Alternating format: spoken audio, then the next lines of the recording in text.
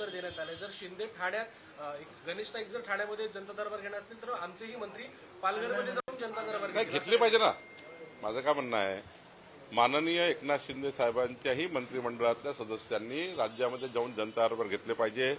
अजितदादाच्याही मंत्रिमंडळातल्या सदस्यांनी घेतले पाहिजे। शेवटी आमचे जे सर्व मंत्री आहेत हे मंत्री सर्व म्हणून जर जनता दरबार घ्यायला लागले तर भलं कोणाचं होणार आहे? भलं जनतेचंच होईल ना।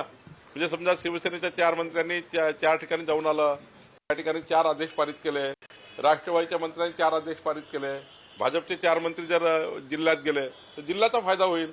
शेवटी लोकांचे प्रश्न सुटतील। त्यामुळे सर्वांनाच ही मुभा आहे।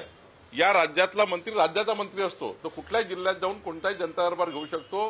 कुठल्याही जिल्ह्यात जाऊन आपल्या मंत्रिपदाचा जो कारभार दिला आहे, जसं मला महसूल मंत्री आहे तर मी महसूल मंत्री म्हणून कुठल्याही राज्यामध्ये कुठल्याही जिल्ह्यात जाऊ शकतो। त्यामुळे कुणाला नाही आहे, कुणालाही कुठे जाता येईल। सर सुप्रिया सुळे असं म्हणतात की नैतिकतेच्या आधारावरती धनंजय मुंडे यांचा राजीनामा आम्ही मागतोय आणि तो घेतला। सुप्रियाताईंना माहिती आहे की महाविकास आघाडीच्या काळामध्ये किती राजीनामे झाले, किती मंत्री तुमचे डॅमेज होते। त्यामुळे सुप्रियाताई जरा थोड्या काही दिवस स्वस्त बसलं पाहिजे, त्यांनी सरकारचं काम वगैरे बघितलं पाहिजे। अजून नवीन सरकार आहे, 1-2 महिने झाले सरकारला, जरा आमचं काम बघा, चांगला काम पुढं होईल। मी एकच सांगेल, एक दिवस असा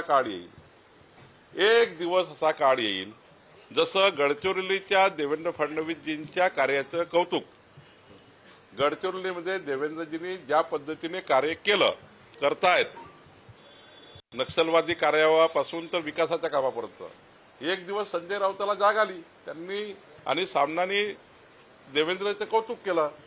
सुप्रियाताई सुद्धा काही दिवसामध्ये सरकारचं कौतुक करतील, एवढं चांगलं काम आपलं सरकार करणार आहे। काही दिवस सुप्रियाताईंनी वाढ